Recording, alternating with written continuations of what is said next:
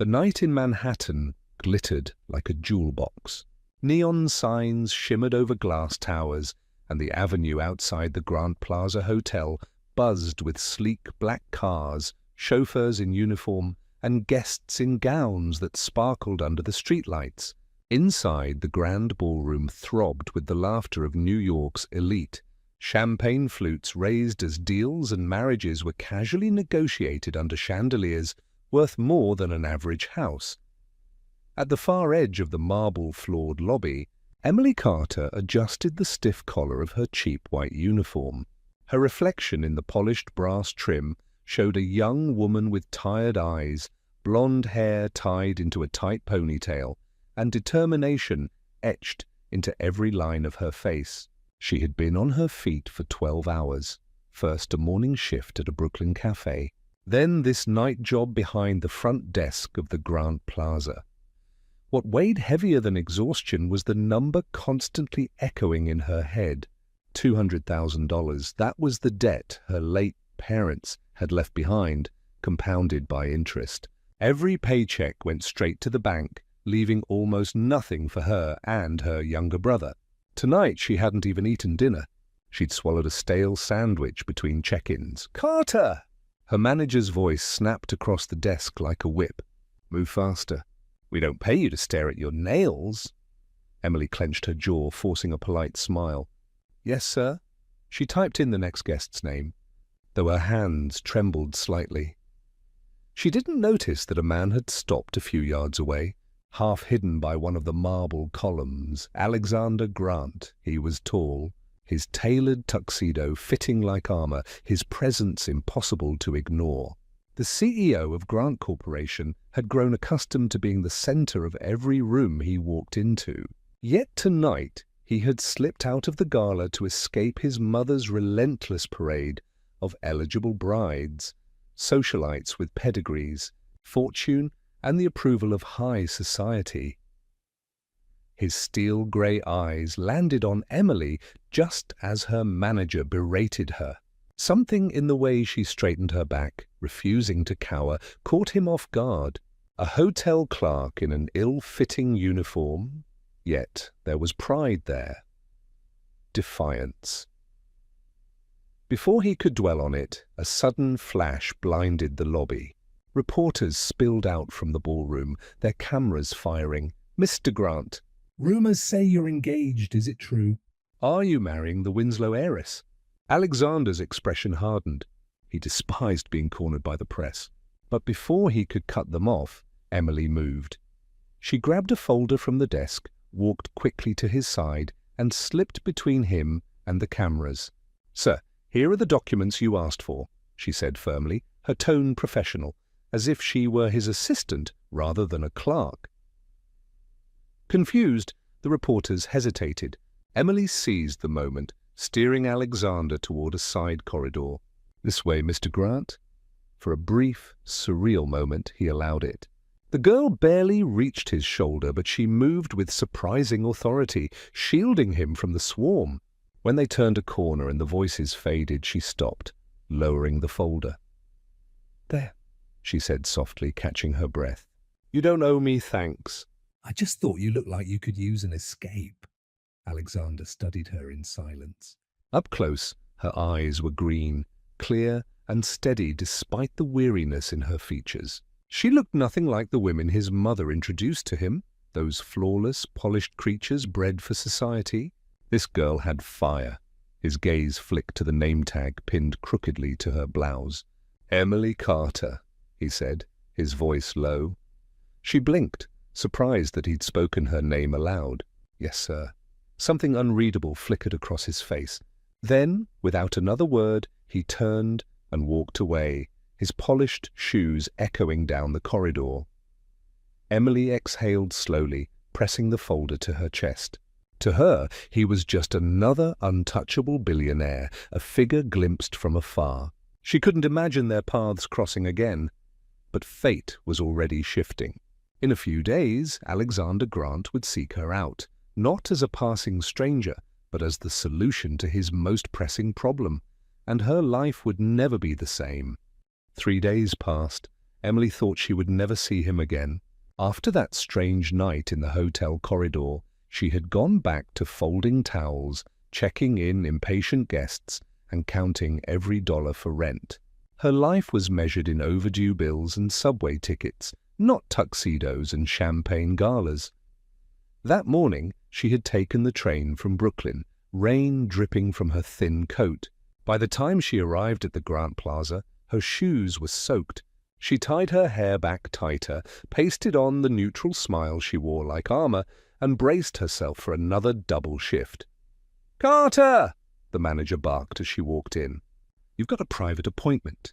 "Conference room B, don't keep him waiting," her brows knit. She never had private appointments. Clerks didn't meet anyone in conference rooms, but she obeyed. When she opened the door, her breath caught. He was there. Alexander Grant. The billionaire sat at the head of a long mahogany table, one hand resting on a leather folder, the other on a crystal glass of water. His presence filled the room more than the chandeliers overhead. He looked up, and those grey eyes pinned her in place. "Miss Carter," he said evenly, as if they had known each other for years. "Sit." She hesitated, clutching the strap of her worn handbag. "Mr. Grant." "I think there's been a mistake." There's no mistake." His voice cut through the air like a blade. "I asked for you." Her pulse raced as she slid into the chair across from him. "Why?" He opened the folder. Inside lay a neat stack of documents. "I require a wife," he said, his tone as calm as if he were discussing quarterly profits. Emily blinked. Excuse me?" Alexander leaned back, watching her reaction. "My mother insists that I marry by the end of the year, or she will withdraw her shares from Grant Corporation. That would destabilize the company. I have no interest in marrying the women she chooses." "But after the other night," his gaze sharpened, "you showed a quality I find useful: nerve, quick thinking, the ability to play a role convincingly." Emily's mouth went dry. "You can't be serious." "I am always serious." He pushed the papers toward her. "A 1-year marriage contract. In exchange, you will receive $3 million wired to your account upon completion."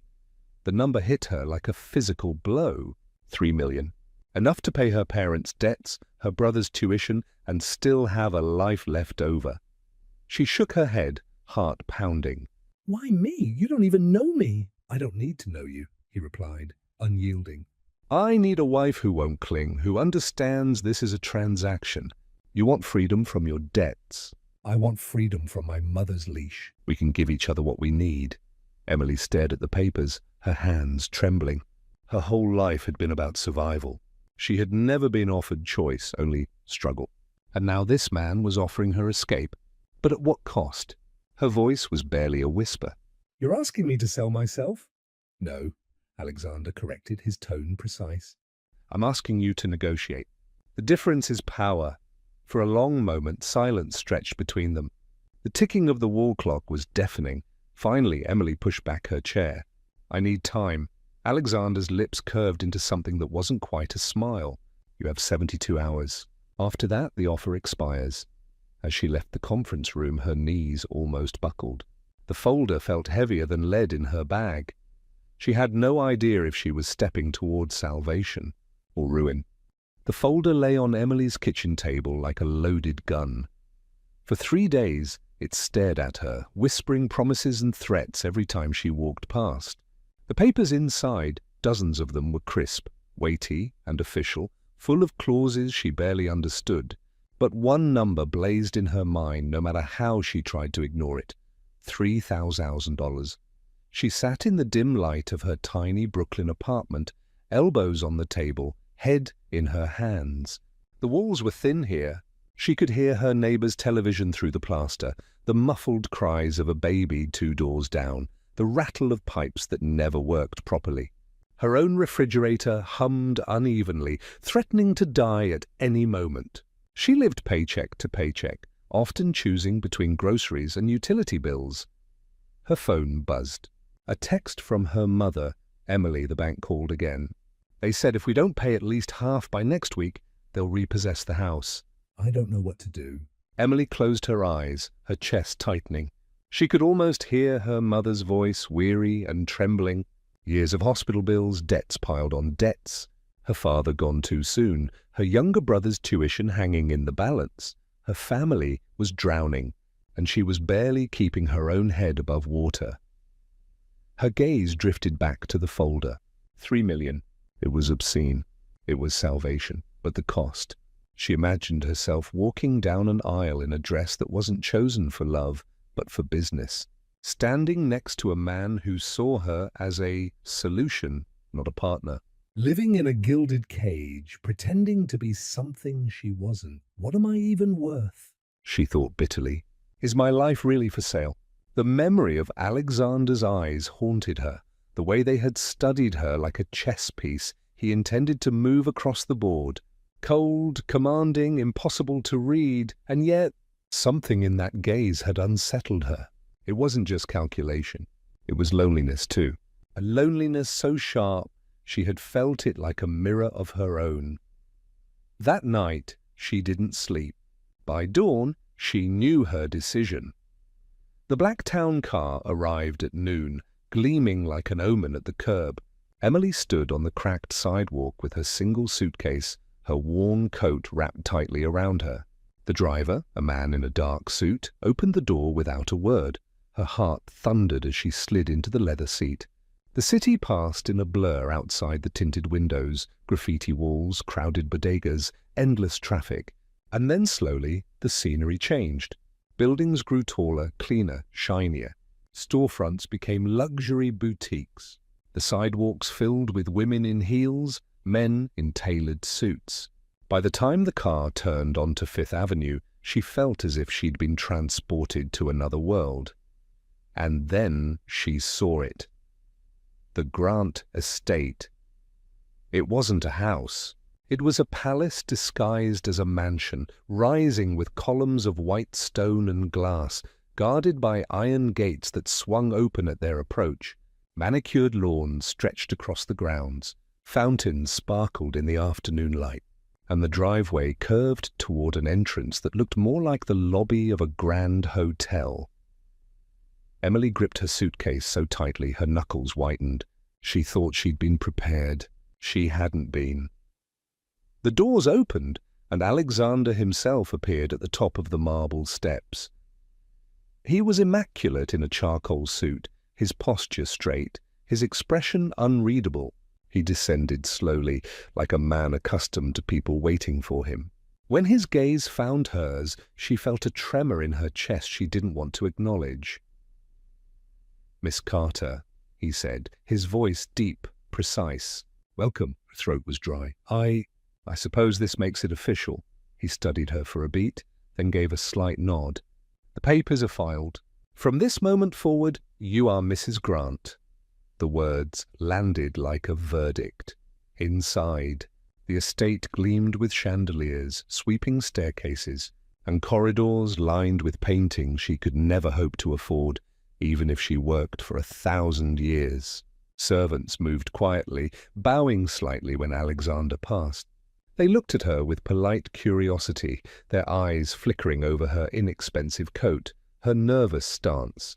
She felt like an intruder, a street urchin who had somehow slipped into a kingdom. Alexander guided her into a private sitting room.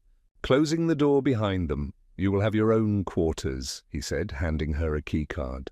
"Third floor, east wing. Staff will assist you. Publicly, we are husband and wife. Privately, nothing changes." "This is a contract, not a romance." Emily swallowed hard. "You don't have to remind me." His eyes narrowed slightly. "Good. You should also know my mother is skeptical. She will test you." Fail, and this arrangement collapses. Her pulse quickened. "You mean—" "She doesn't believe I'm good enough." A pause. "She doesn't believe anyone is." The bitterness in his tone surprised her. For the first time, she glimpsed a crack in his armor. But then his expression hardened again, and he moved toward the door. "Dinner is at 7. Do not be late." When he left, Emily sank onto the velvet sofa, her suitcase still by her side. She had crossed the line. She had stepped into his world, and now there was no going back. That evening, as she stood before the mirror in the room that was now hers, Emily hardly recognized the woman staring back. One of the maids had insisted she wear a gown from the wardrobe, an elegant navy dress that skimmed her figure, paired with diamond earrings borrowed from the estate's vault. Her hair had been styled, her lips painted a subtle shade of red. She looked like she belonged, but her eyes betrayed her. Wide, uncertain, frightened. When she entered the dining hall, Alexander was already seated at the head of the long table. Candles glowed, silver gleamed, and the meal was arranged like art on porcelain plates. He glanced up as she took her seat across from him. "You clean up well," he remarked casually. Emily's jaw tightened. "That's comforting. I'd hate for my worth to drop below 3 million now." A flicker of something, amusement maybe, crossed his face. "Careful, Mrs. Grant. That tongue of yours might be the end of you." She held his gaze, refusing to back down. "Or it might be the only thing keeping me alive in this house." Silence, stretched, taut, and dangerous. Then, unexpectedly, Alexander's lips curved. It wasn't a full smile, but it was close. For the first time, she wondered if this arrangement would break her, or change her. The invitation was less of an invitation and more of a command. "Family dinner, tonight, 8 o'clock?" Alexander told her at breakfast, his tone as casual as if he were announcing the weather. He didn't look up from his coffee, but his words carried the weight of inevitability. Emily, still in her borrowed silk robe, froze with her spoon halfway to her mouth. "Family dinner?" "My mother hosts them every month." "Attendance is non-negotiable." The way he said it made her stomach knot. She already knew about the mother, Vivian Grant, society doyenne, philanthropist, board member, and matriarchy. Her name was synonymous with power. To people like Emily, she was practically royalty. And Emily was about to sit at her table, pretending to be her son's wife. By the time the evening came, Emily's nerves were fraying. She chose a modest black dress from the wardrobe, elegant but not ostentatious. The maid who helped her gave a faint nod of approval, though Emily caught the quick flash of pity in her eyes, as if she knew what Emily was walking into. The Grant dining hall glittered with chandeliers and polished silver, long enough to host diplomats. Tonight only 10 seats were filled, but the room felt like a stage. At the head of the table sat Vivian Grant, her spine straight, her diamonds catching the light with every subtle tilt of her head. Her hair was a perfect sweep of silver, her gaze cool and assessing. Alexander stood at Emily's side, hand resting lightly but firmly at her lower back, as if reminding her to play her role. His voice was smooth as he spoke. "Mother." "May I introduce my wife, Emily Carter Grant?" The room stilled.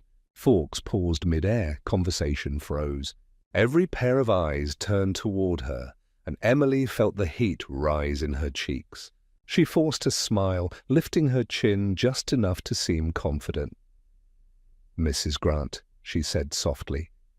Vivian's gaze swept over her like an X-ray, lingering on the plain lines of her dress, the slight nervous twitch of her hands. Then, with a faintly polite smile, she extended her hand. "Welcome, Emily." The touch was cool, the grip firm. It felt less like a greeting and more like a test. Dinner began. Crystal glasses clinked, servers moved silently, and conversations resumed, though now every word seemed tinged with curiosity about Alexander's unexpected bride. Vivian led the discussion with the effortless command of someone born to dominate a room. She asked pointed questions about politics, art, global finance. Emily listened carefully, trying to keep up. She wasn't ignorant. She'd studied hard at community college before life had dragged her down, but she was no socialite schooled in diplomacy. Finally, Vivian turned her gaze directly on her. "And you, Emily, where did you attend university?" The question was a blade wrapped in silk. Emily set her fork down carefully. "I attended CUNY for 2 years," she said honestly, "but had to leave to help support my family." A ripple passed down the table. One of Alexander's cousins smirked into his wineglass. Vivian's smile was tight. I see, a practical choice. A tone suggested otherwise. And your family, are they local? Emily felt the flush creep higher, but before she could answer, Alexander's voice cut in, low and decisive. Emily's family is hard-working. That is all that matters. The authority in his tone silenced the table. Vivian's gaze flicked toward her son, a brief battle of wills sparking in the air. But then she inclined her head graciously and returned to her meal. Emily exhaled silently, her heart pounding. As the evening wore on, she began to find her rhythm. She answered questions with honesty, sometimes lacing her words with quiet humor.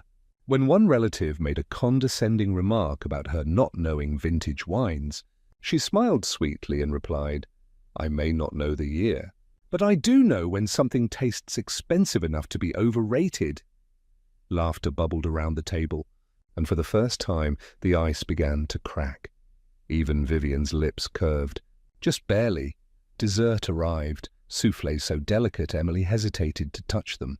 The conversation shifted to philanthropy, and Vivian described an upcoming charity gala. Emily listened intently, then spoke up. "I work part-time at a community center in Brooklyn," she said.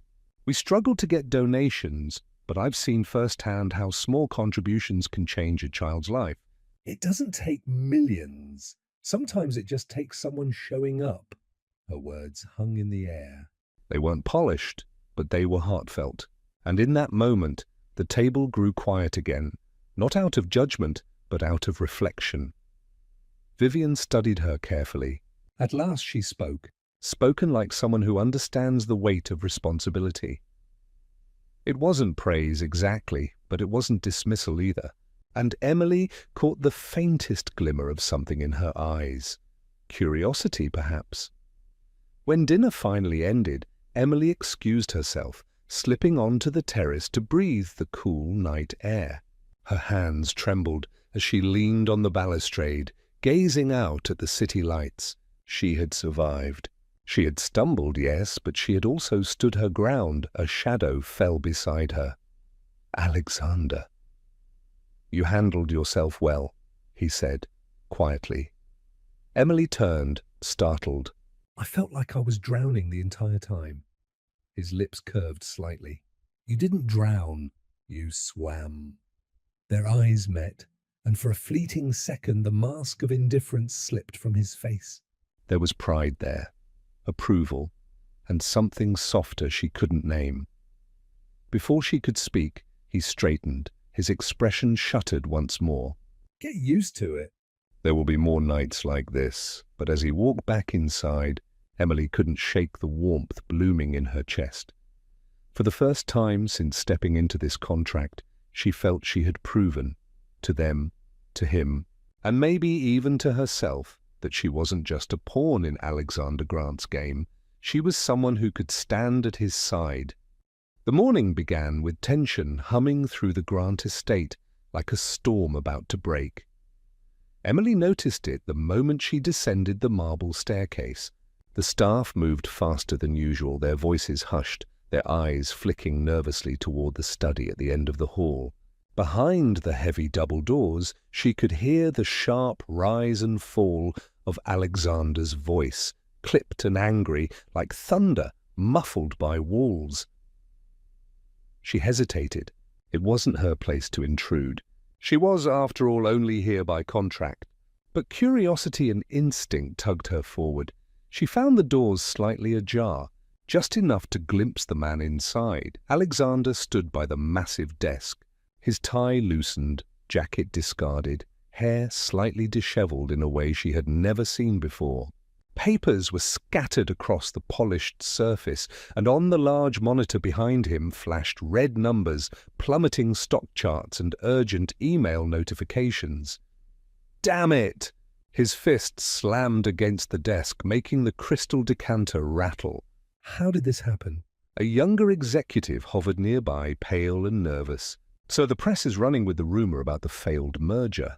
Investors are panicking. Shares have dropped nearly 7% since opening. I don't want excuses, Mason. I want solutions.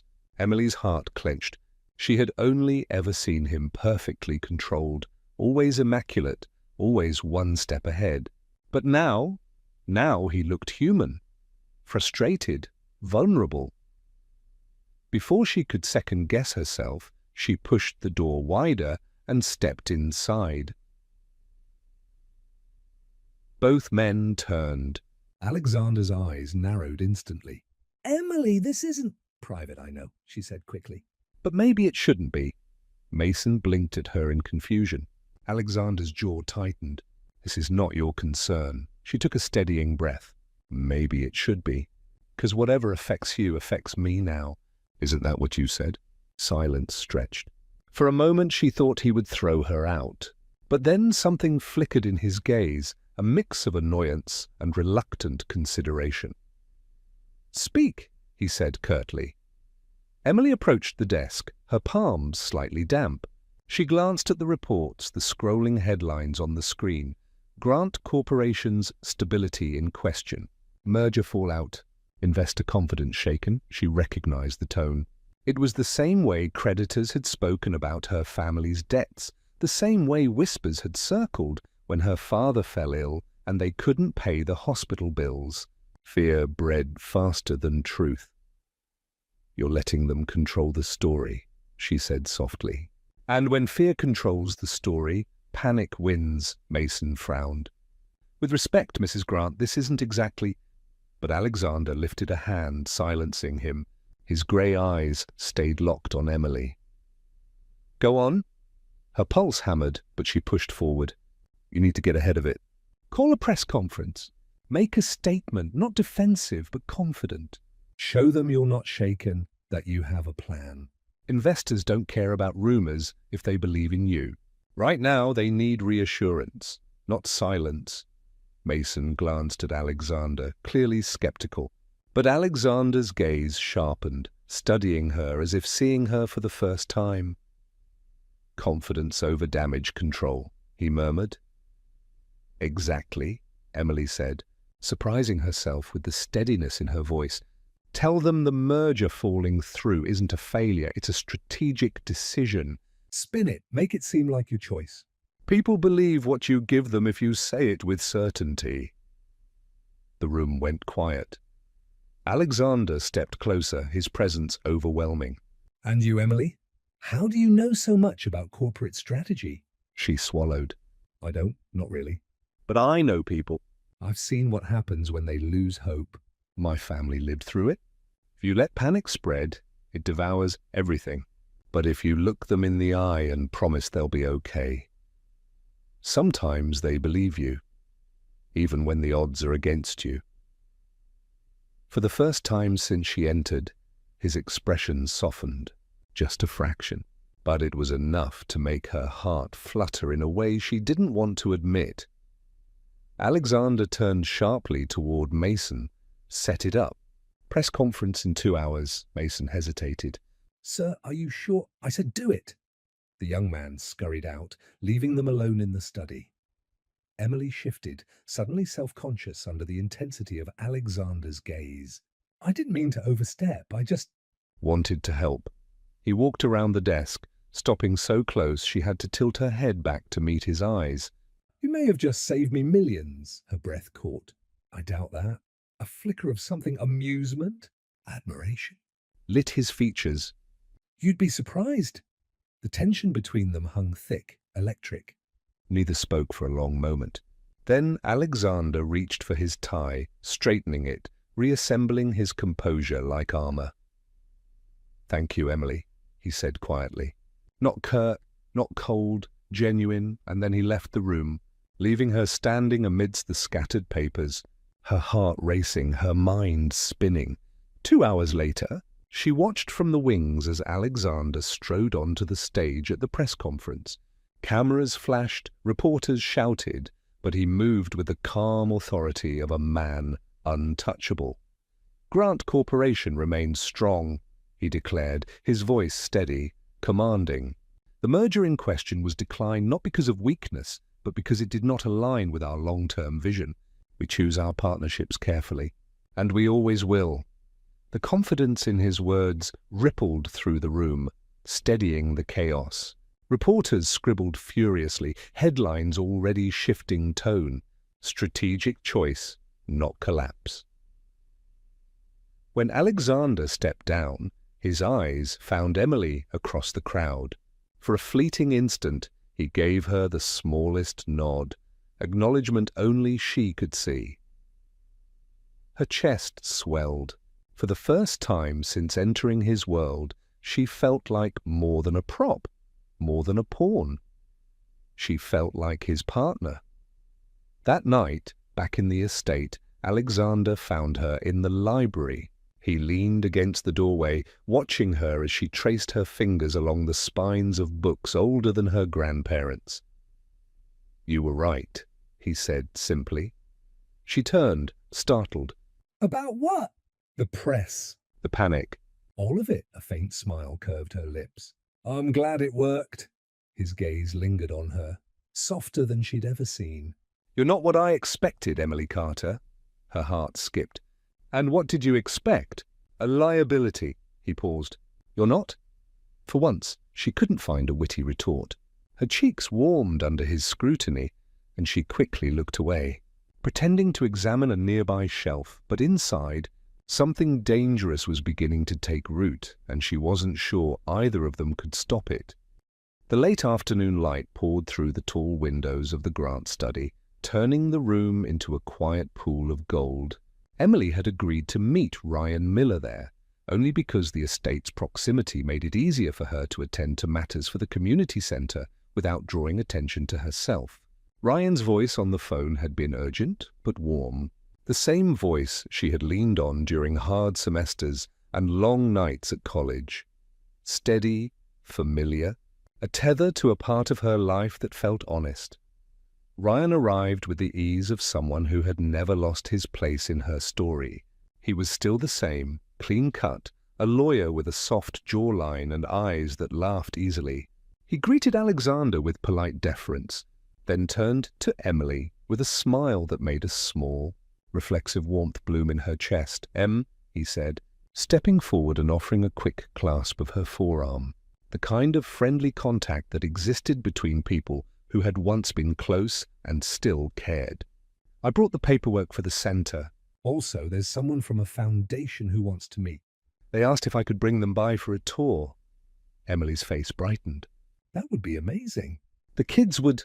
Her words trailed into gratitude. Ryan's presence always had the ability to make her worry less about logistics and more about what mattered. Alexander watched them as if he were reading a document in another language. At first, he told himself it was nothing more than observation, merely cataloguing interactions, ensuring that the arrangement continued to serve its purpose. But the way Ryan's hand brushed Emily's arm, the casual intimacy in their exchange, struck at a place Alexander had not known existed. A cold, unfamiliar sensation tightened beneath his ribs. He found himself replaying the scene, how Emily's laugh softened, how her shoulders relaxed in Ryan's company, how effortless she was when she spoke with someone who knew her history. For the first time, Alexander realized how much he had come to value her unguarded moments, and the jealousy that stirred was small at first, an ugly, quick thing, but it grew teeth when he imagined Ryan stepping into a role Alexander had secretly been poised to claim. As they took the tour, Emily was animated, gesturing toward the children's workshop and explaining the funding challenges. Ryan listened with careful attention, occasionally nudging in a practical comment about grant applications or compliance. He moved through the community center as if returning to a familiar set on which they had both once acted. Comfortable, companionable. From the doorway, Alexander watched Emily converse with Ryan and the foundation representative. He saw the grateful nods, the way Emily's hands painted the story of the center's needs. He felt a strange, bitter pride. This woman had the power to move people, to open wallets and hearts. He felt, more painfully, that he had watched her create that power and not claimed a place at its heart. Later, over coffee in a quiet corner of the estate's conservatory, Ryan squeezed Emily's hand in a brief, supportive gesture when she spoke of the centre's newest initiative. It was a simple touch, friendly and earnest, but to Alexander it read as intimate as any vow.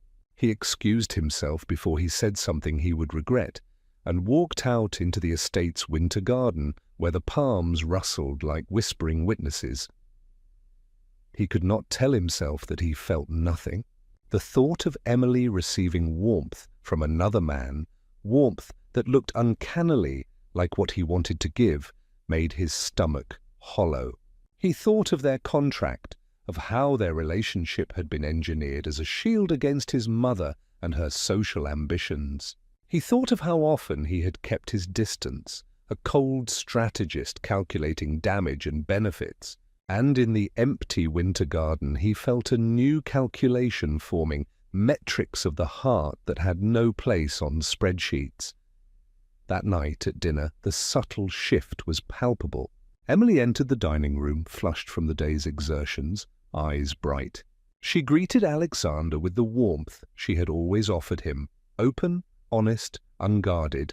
He met her with a deliberate reserve he had not intended to show. "Long day?" he asked, voice even. "Full," she replied, sliding into her seat. Ryan came by. He may have found a potential donor. She looked at him, expecting perhaps a shared flicker of excitement. Alexander's answer was flat. "Good. Make sure the details are in writing." Emily blinked, confusion knitting her brow. "Of course. Is something wrong?" she asked, her smile faltering. He shook his head, careful, cold. No, but the distance between them had set. Emily felt it like a draft in an otherwise warm room. She ate more slowly, words clipped by the unease. Alexander's comments were measured, sometimes sharp in a way that had all the clarity of a reprimand disguised as a suggestion. The dinner progressed with the brittle etiquette of those who had more to hide than to share. After the meal, when the other residents and staff had filtered away, Emily followed Alexander into the library. She wanted to understand the sudden chill, to trace its source and soothe it. She had a talent for mending things, for finding the fault line and placing a delicate hand to steady what had cracked. "Alex?" she ventured. He straightened in front of the fireplace, hands clasped behind him. The room smelled of old leather and citrus oil from the candles. He looked at her for a long moment, the way one might consider a fragile artifact. "Why did you bring him here?" His voice was soft but edged, in something she recognized only as hurt. Emily blinked. "Because Ryan is helping the centre."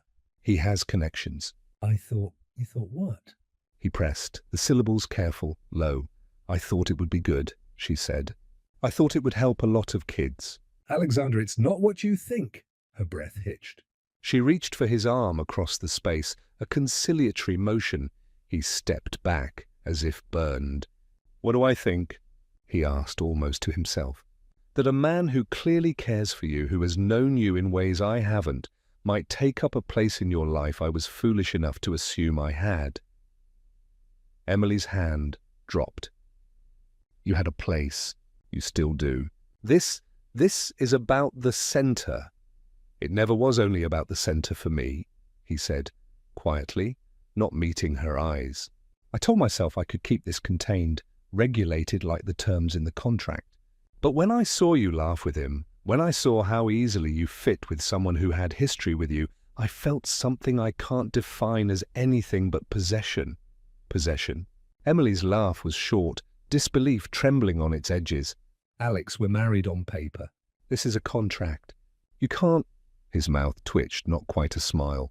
"And yet I find that the papers mean less and less to me." She searched his face, found no games there, only honesty, raw and dangerous. "Are you saying you're jealous?" He folded his hands tighter. "I am saying I don't like the way it felt." "I don't like that seeing you be easy with someone else made my chest tighten." I don't like that the thought of him in your life made me... Small. Emily's eyes softened with a pity he had not expected. You don't have to be small, Alex. You can be more. You don't have to measure everything by control. He let out a breath that might have been a laugh or a surrender. Perhaps. He looked at her then, finally, as if trying to map every inch of the person before him. But for what it's worth, seeing you with him made me realize something I had been stupid enough to deny. She waited, heartbeat loud in the quiet. He did not phrase it as a confession. He didn't say the words she had almost hoped for, but his next line was a kind of truth. "I don't want to lose you," he said, simply. For a dizzy second, the distance between them seemed to shudder. Emily stepped closer, eyes bright with a mixture of relief and the tremulous hope that had been growing below the surface for weeks. "I'm not going anywhere," she said, "not because of a contract, but because I choose this." Her voice was steady, honest, and the warmth of it wrapped around him like a promise. He nodded once, small and awkward, but there was softness in it now. The realization had come at the sting of jealousy, ugly and unwelcome, yet it had pried open a door neither of them could close. The city skyline glittered beneath the night, its glass towers alive with shifting light. From the upper floor of Bennett Enterprises, Emily stood by the wide windows, waiting for Alexander to finish a late meeting. She had grown used to the hum of his world, the sharp suits, the endless calls, the boardroom dramas, but tonight there was a strange, restless tension in the air. The click of heels announced someone's arrival long before the glass doors of the office swung open. Emily turned, expecting perhaps one of Alexander's assistants. Instead, she was met with the poised figure of a woman who moved like she owned the ground she walked upon. "Emily, is it?" The woman's voice was smooth, cultured, carrying an unmistakable note of superiority. She extended a gloved hand as though bestowing favor. "Claire Whitmore." Alexander's old friend, Emily blinked, momentarily thrown off balance. She shook the offered hand. It was cool, firm, and deliberate. "Yes, I'm Emily Grant, his wife." The word still tasted strange on her tongue sometimes, but tonight she said it with quiet certainty. Claire's lips curved, but her eyes flickered with something sharp. "Wife," she repeated, as if sampling a flavor she didn't quite believe belonged. "How unexpected!" Before Emily could respond, the door to the conference room opened. Alexander stepped out, his usual composure intact, until his gaze fell upon Claire. His stride faltered just slightly, but Emily caught it. Something unreadable flashed across his face. "Claire," he said, his voice lower than usual, "what are you doing here?" "I had business in the city," she replied smoothly, her gaze never leaving him. "I thought I'd stop by." "It's been too long." Emily watched the exchange, the ease with which Claire spoke his name, the familiarity that clung to her tone. She knew without being told this was not merely a passing acquaintance. Claire was someone who had once stood close to Alexander, perhaps too close. "I wasn't aware you were back in the States," Alexander said, recovering quickly, his voice clipped. Claire smiled faintly. "You never asked." The silence between them carried a weight that made Emily's stomach tighten. She looked at Alexander, expecting him to explain, to dismiss, but his jaw had set into that familiar line of restraint. He was not a man easily rattled, but Claire's presence seemed to shake something buried. Emily excused herself politely, retreating to the hallway under the pretense of giving them space. From the shadows, she caught glimpses of their conversation, Claire's confident tilt of her chin, Alexander's guarded replies. Though she couldn't hear every word, she felt the undercurrent. This was a woman who had once mattered, a woman who had not returned by accident.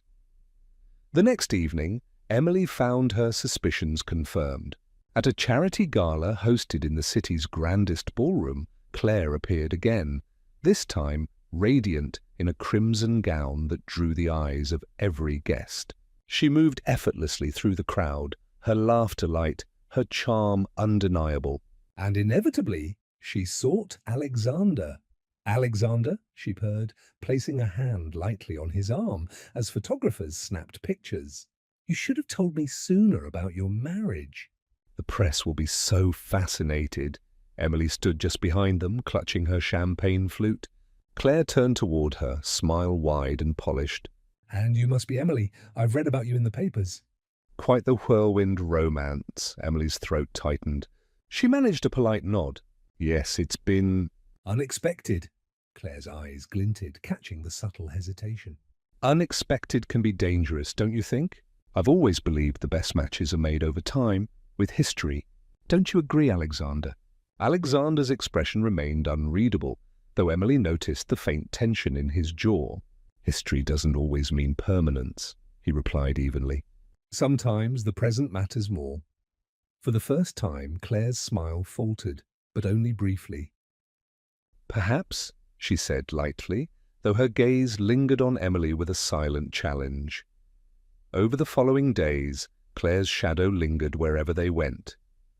She appeared at business functions, at luncheons, even once outside the estate gates, speaking with Margaret Bennet as though they were lifelong confidants.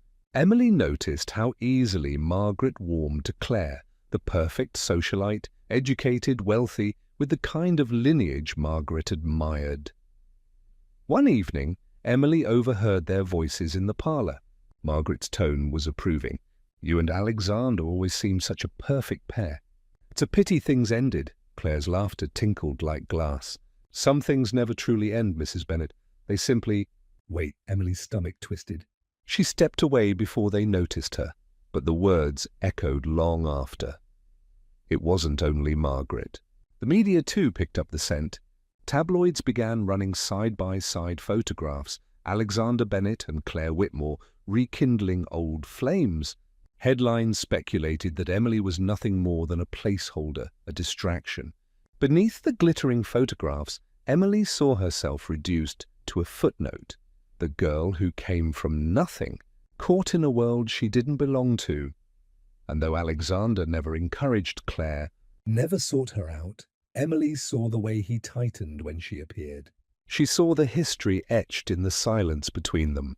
She began to wonder if she was strong enough to fight shadows of the past, shadows that whispered she would never measure up. The breaking point came on a rainy Thursday night. Alexander had returned late, tie loosened, exhaustion darkening his eyes. Emily waited in the sitting room, her book untouched. She had rehearsed her question all evening, her pulse unsteady. "Who is she, Alex?" she asked softly. "Really?" He froze in the doorway. For a moment he looked almost vulnerable, caught between truth and deflection. Then he sighed, crossing the room to pour himself a drink. "Claire and we were engaged once," he admitted finally, his voice low. "Years ago. Before everything with the company, before my mother tightened her grip. It ended badly." Emily's breath caught. Engaged. The words sank like a stone. "And now she's back." "Yes." He met her eyes then, his own conflicted. "But whatever she wants, it isn't me anymore. It's power, position, control." Emily swallowed hard, but the doubt had already taken root. Claire wasn't just a ghost from the past. She was a threat, armed with history, beauty, and the approval of Alexander's family. And Emily, for all her resilience, wondered how she could possibly compete. The storm didn't arrive with thunder or lightning. It came quietly, delivered in glossy pages and glowing phone screens. Early on a Monday morning, Emily walked into the breakfast room of the Bennet estate to find the staff whispering, their eyes darting toward her before dropping away in a guilty hush. On the long dining table lay a copy of the Herald, folded open to the society section. Across the page sprawled the headline in bold type, "A billion-dollar lie." Inside the Bennet marriage contract, Emily froze. The photograph beneath the title was one taken at the recent gala. Her hand looped through Alexander's arm, both of them caught mid-smile. But the words below stripped away the illusion. Claims of a $3 million contract marriage, citing unnamed sources who described her as a desperate girl from a grocery store family who had sold herself for survival. Her hands trembled as she read the lines. There were details too precise to be guessed, mentions of the contract's duration, even its clauses about discretion. Someone had leaked the truth, and she already knew who might have gained the most from it. Claire Whitmore. The whispers grew louder as the morning unfolded. By the time Alexander arrived at the office, journalists swarmed the steps of Bennett Enterprises shouting questions.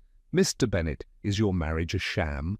Did you really pay $3 million for a wife? Is Emily Grant a gold digger?"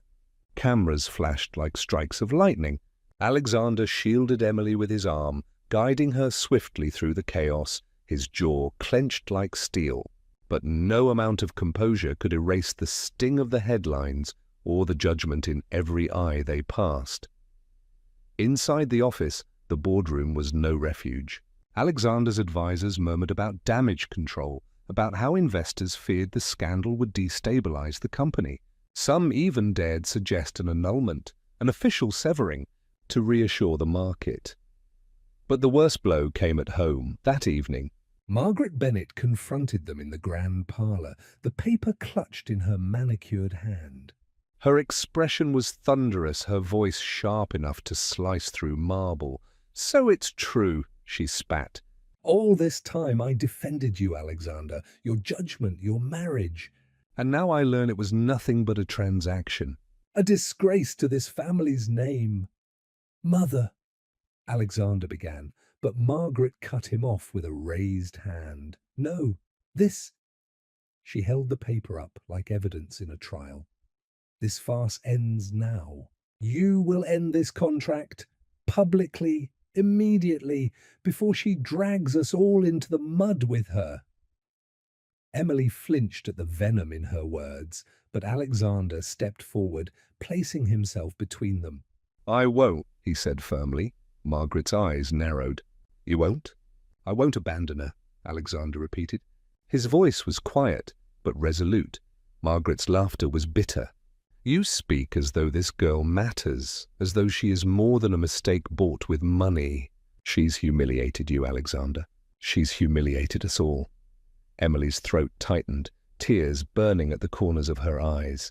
She wanted to defend herself, to tell Margaret that the contract had never been her idea of love, that survival had forced her hand. But the weight of Margaret's contempt silenced her. Every word she might speak would sound like an excuse. "I'll leave," Emily whispered suddenly. Her voice trembled, but she forced herself to look Margaret in the eye. "If that's what it takes to protect your family name, I'll go." Alexander turned to her sharply. "No," but Margaret seized on the moment, pressing forward. "You see? Even she understands. She doesn't belong here, Alexander."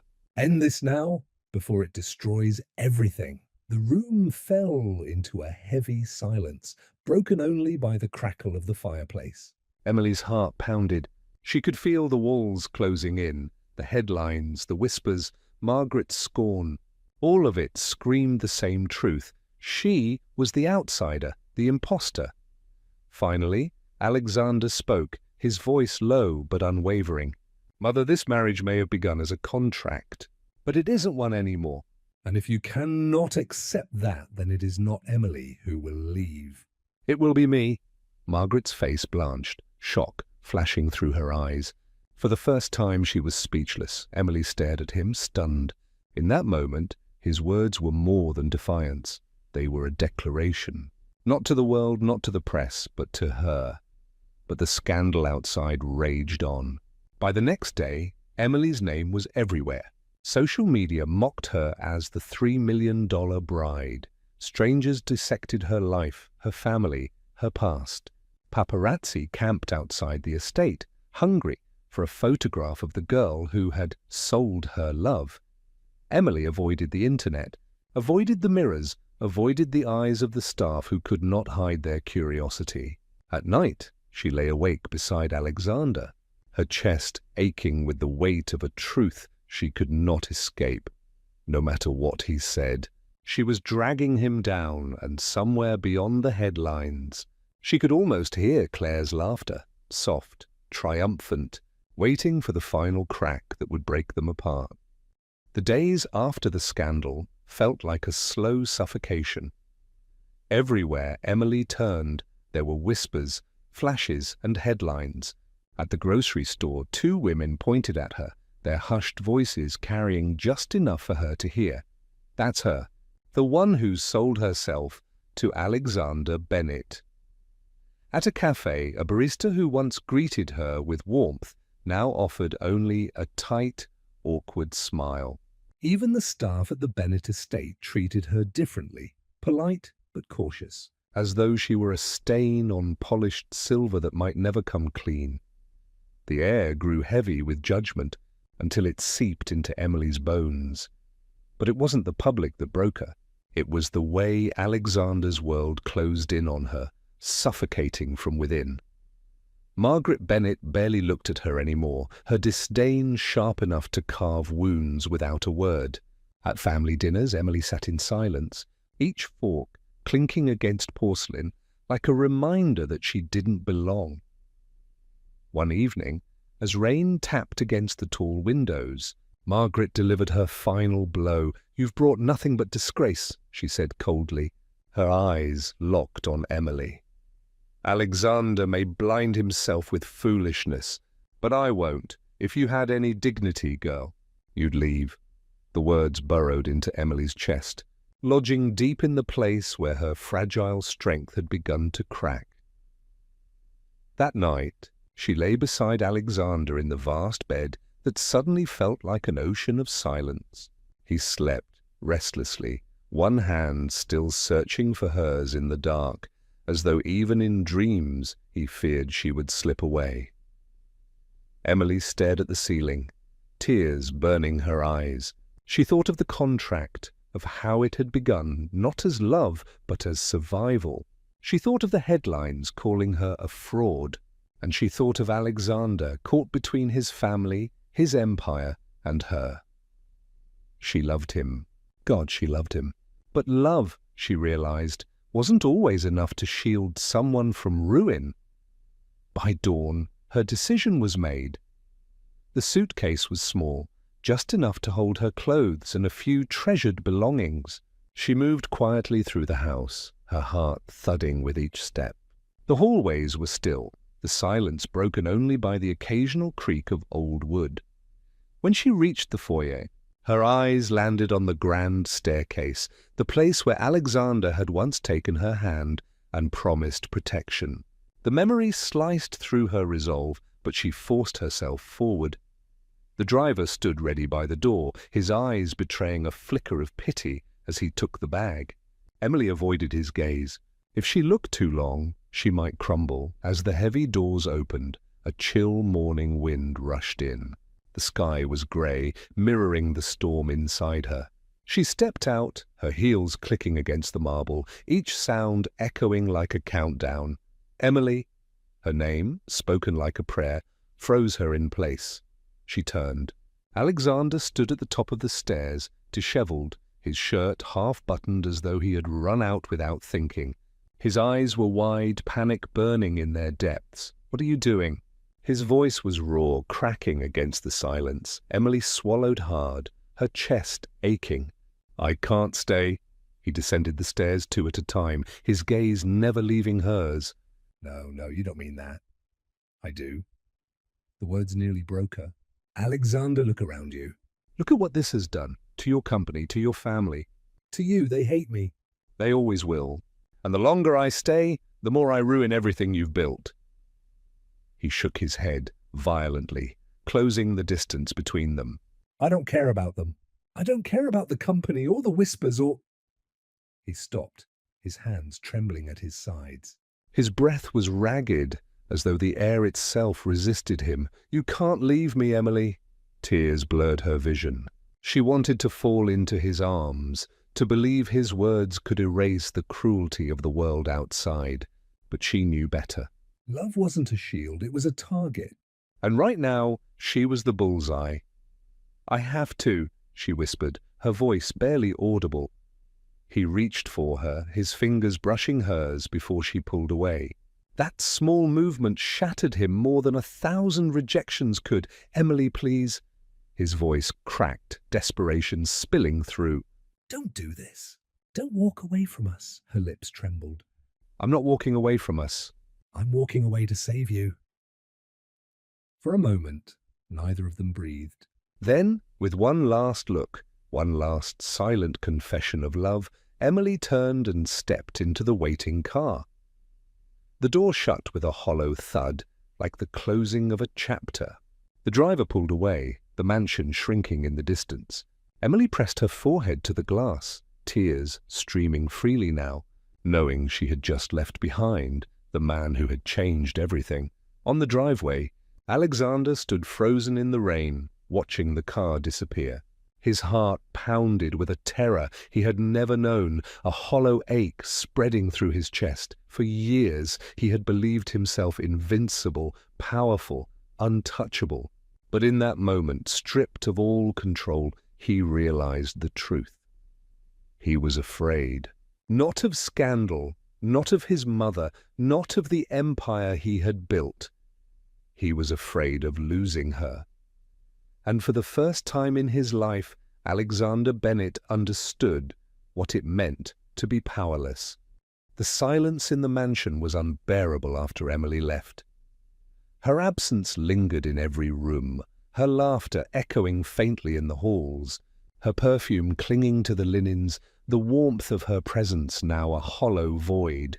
Alexander moved through the house like a restless ghost, unable to sleep, unable to focus. Every time he closed his eyes, he saw the way she had looked at him in the foyer, torn apart, desperate but resolute. The empire he had built, the legacy he had guarded, suddenly meant nothing. Without her, his wealth was dust. His power was irrelevant. Days blurred into nights. He sent people to find her, private investigators, security teams, even old friends. But Emily had vanished into the city's shadows, slipping away with a determination he both admired and hated. She was protecting him, but all he felt was the slow, searing ache of loss. Finally, when he could no longer bear the emptiness, Alexander made a decision that shook the very core of who he was. He would not beg behind closed doors. He would not hide his love in shadows. If the world wanted a spectacle, then he would give them one, on his own terms. The press conference was called within 24 hours. It was held at the Bennett Corporation headquarters, in the glittering atrium where glass walls soared high above and cameras always waited for scandal. The media swarmed the place, their lenses and microphones hungry for blood. Headlines had already written themselves: Alexander Bennett to address wife scandal.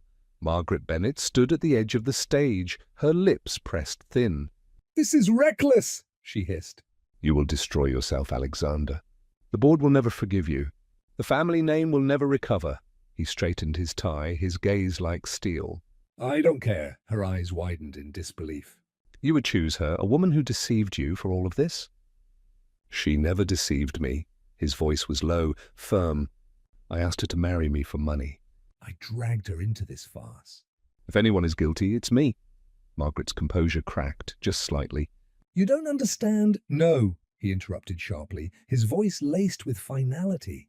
"You don't understand. For the first time in my life, I know what matters, and it's not shareholders or family pride or empire. It's her." Before she could respond, he stepped away onto the stage where the blinding lights and hundreds of eyes awaited him. The room fell silent as Alexander approached the podium. Cameras clicked in rapid bursts, capturing his every move. He adjusted the microphone, his jaw tight, his expression unreadable. For a moment, he let the silence stretch. Then his voice cut through the tension. "You've heard the rumors. You've read the headlines. So let me tell you the truth." A ripple went through the crowd. "Yes, Emily Carter and I began our marriage under a contract. I paid her to be my wife. It was a transaction. Cold, calculated, and, at the time, necessary." He paused, the weight of his words sinking in. But what began as a contract became something else. Something real, gasps echoed. Reporters scribbled furiously. I fell in love with her, he continued, his voice stronger now, carrying conviction that silenced every murmur. Emily's not a gold digger. She is not a fraud. She is the woman who stood by me when no one else would. She defended me against my own family. She taught me what loyalty means, what love means. Without her, I am nothing more than a man with money, and money can't warm an empty bed. The room was utterly still, all eyes locked on him. If you want someone to blame, blame me. If you want someone to destroy, destroy me. But leave her out of your cruelty. She does not deserve your scorn. She deserves your respect. His words rang out like a vow, echoing in the glass atrium. Then, with a steady breath, he delivered the final blow. And to Emily, if you're watching this, I don't care if the world turns against us. I don't care if I lose everything I've built. I love you. I love you in a way I can't contain, can't deny, and I will fight for you until my last breath. Come back to me, Emily, not as a contract. Not as a bargain, but as my wife in truth. The atrium erupted into chaos, reporters shouting, cameras flashing, voices overlapping.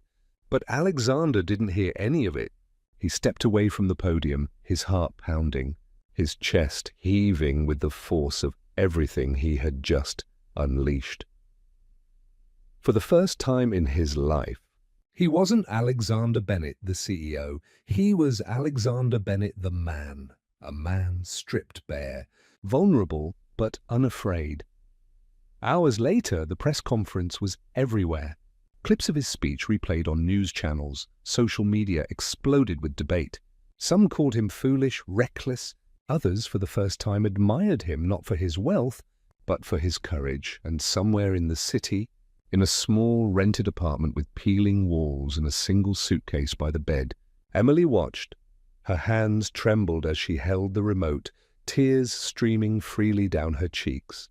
She had expected Alexander to move on, to protect himself, to bury what they had shared under duty and pride. But instead, he had chosen her. Publicly, unapologetically. For the first time since she had left, hope bloomed in her chest. A fragile, trembling hope that maybe, just maybe, love was stronger than fear. The city glowed with restless energy that night, neon lights flickering against rain-slicked streets. Inside a modest apartment tucked away in a quiet neighborhood, Emily sat curled on the couch, the television still muted on Alexander's press conference replay. His words replayed in her mind endlessly, every syllable burned into her chest. Come back to me. Not as a contract. Not as a bargain, but as my wife in truth. She wanted to believe him. Her heart ached to run back into his arms, to let herself be consumed by the fierce certainty in his voice. But fear lingered too, the fear of being hurt again, of dragging him down, of not being enough for the world he came from. The knock on her door startled her. It was firm, insistent, echoing through the small space. Emily hesitated, clutching the blanket tighter around her shoulders. She hadn't given this address to anyone. Slowly, she rose, her bare feet silent against the floor. When she opened the door, her breath caught. Alexander stood there. Drenched from the rain, his suit rumpled, tie gone, hair plastered to his forehead. His eyes, those piercing, restless eyes, found hers instantly, as though the world had narrowed to nothing but this doorway. For a long, fragile moment, neither spoke. Then Alexander's lips parted, his voice low but urgent. Emily, her heart stuttered. How did you find me? His mouth curved into something between a grimace and a smile. I told you before, I don't lose what matters to me. Not anymore. She swallowed hard, stepping back slightly, the instinct to shield herself colliding with the longing to let him in. Alexander, you shouldn't be here. The press, your family, your company, none of it matters, he cut in, stepping forward just enough that the threshold became unbearably small between them. His voice was raw, stripped of the polished armor he usually wore. "The only thing that matters is you." Her chest tightened. She shook her head, though tears already stung her eyes. You don't mean that. You're just caught up in the scandal, trying to fix what's broken. I mean every damn word. His tone sharpened, fierce and desperate.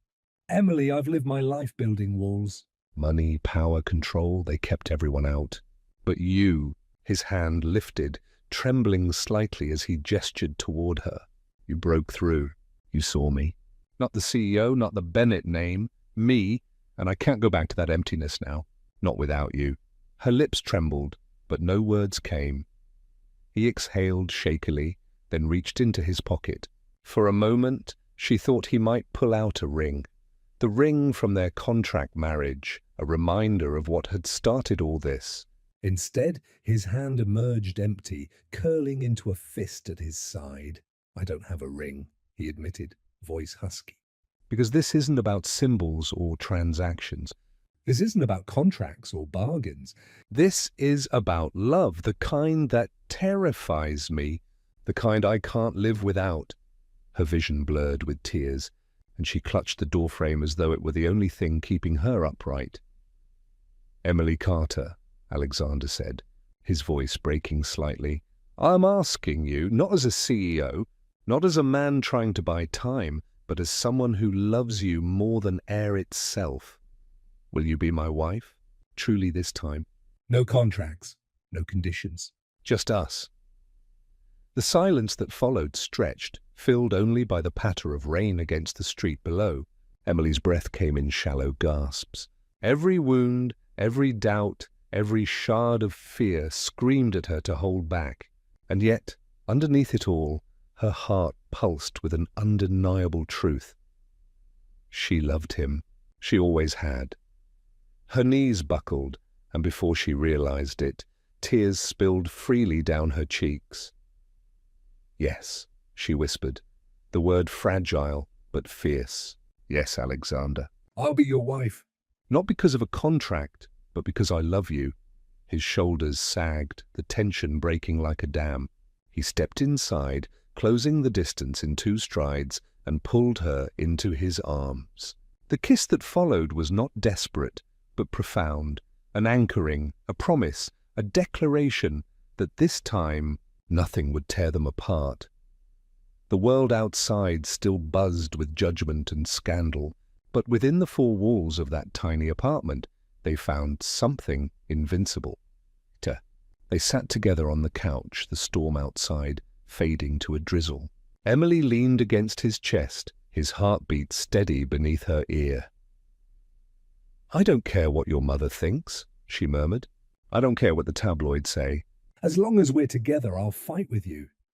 Alexander pressed a kiss into her hair, his arms tightening around her. You won't fight alone. "I'll shield you from every storm." I'll spend the rest of my life proving to you and to the world that we belong together."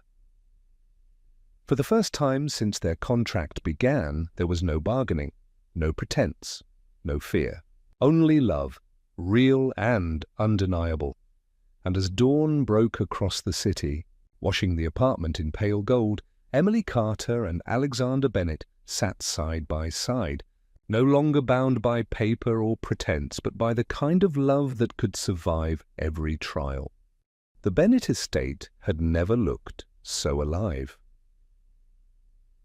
On the morning of the wedding, sunlight spilled across manicured gardens and glimmered against white silk drapes that fluttered gently in the breeze. Rows of ivory chairs lined the lawn, each one filled with people who had once whispered, doubted, or criticized, but who now waited in hushed anticipation. Reporters had been barred at the gates, replaced by friends, family, and employees who had seen the storm Alexander and Emily had weathered. The air was heavy with roses and lilies, their scent mingling with the crisp autumn wind. A quartet played, softly near the altar, their strings carrying through the open space like a promise. Alexander stood at the front, dressed in a tailored navy suit that fit him like armor, though today he didn't feel like a man preparing for battle. For once, he felt at peace. His hands were steady, his heart racing not with fear, but with certainty. Around him, the murmurs of the guests faded into nothing. All he could think of was her. Emily stepped into the garden, her arm hooked through the crook of a friend's for support. The moment she appeared, every head turned. The hush was immediate, as though the earth itself paused to watch. Her gown was simple, elegant, silk that clung to her with grace, a train trailing behind like flowing water.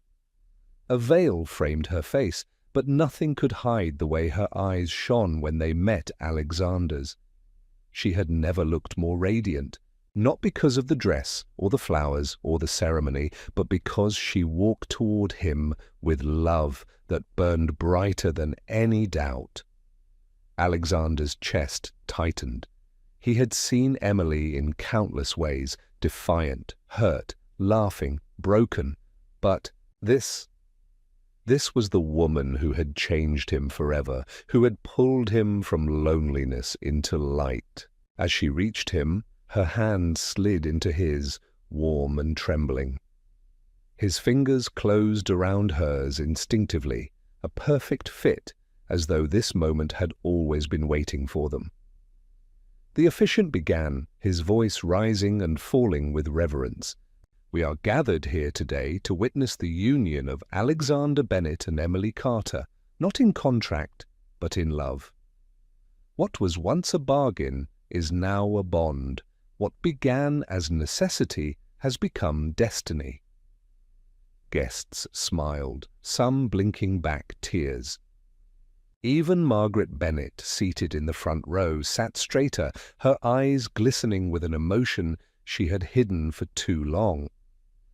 The ice that had once defined her had begun to melt, touched by Emily's quiet strength and Alexander's unwavering choice. When it was time for vows, Alexander turned to Emily, his hand still wrapped around hers. "Emily," he said, his voice low but steady, carrying across the garden. "The first time I asked you to be my wife, I was a coward. I offered you money instead of love, a contract instead of a future. I thought that was all I had to give, but you showed me how wrong I was. You gave me more than loyalty. You gave me yourself. You taught me what it means to love, to fight, to trust." His throat tightened, but he pressed on, eyes locked on hers. "So today I stand here not as a man making a deal, but as a man making a vow. I promise to honor you, to cherish you, to fight for you, and to love you until my last breath. You are no longer my contract. You are my home." Emily's tears slipped freely now, her lips trembling as she drew in a breath. "Alexander," she began, her voice soft but clear. "When I first walked into your world, I thought I didn't belong. I was just a girl with debts and desperation. You were cold, untouchable, impossible. But beneath all of that I found a man who was lonely, who carried too much on his shoulders, who needed love more than he knew. I didn't plan to fall for you, but I did. Slowly, painfully, completely." Her fingers tightened around his.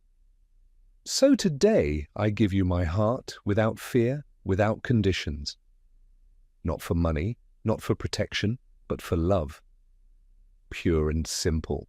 You are no longer the man I married by contract. You are the man I choose every day for the rest of my life. The garden erupted into soft sniffles and smiles, the officiant nodding as if sealing the moment himself.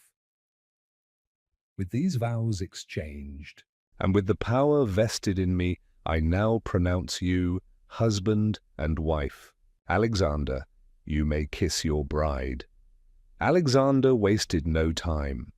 He lifted her veil, his hand cupping her cheek, and kissed her with a tenderness that silenced the crowd. It was not the kiss of a man claiming possession. It was the kiss of a man who had finally found freedom in love. The guests rose to their feet in applause, the sound swelling through the garden. Margaret Bennet dabbed her eyes discreetly, though she would never admit it aloud. Alexander and Emily pulled apart, their foreheads resting together, their breaths mingling. "We did it," Emily whispered, half laughing, half crying. "No," Alexander murmured, his lips brushing hers. "You did it. You changed everything." The celebration lasted long into the night. Laughter echoed through the estate, glasses clinked, and music spilled across the lawn. Emily and Alexander danced under strings of lights, their bodies moving in rhythm, eyes locked as though no one else existed. For the first time, their marriage was not about survival, not about family expectations, not about appearances. It was about love, real, raw, and enduring. And as stars scattered across the velvet sky, Alexander knew, with unshakable certainty, the contract that had brought them together was nothing compared to the vow that now bound them. This was no longer a story of a deal. This was the story of a love that had endured every storm and emerged unbreakable.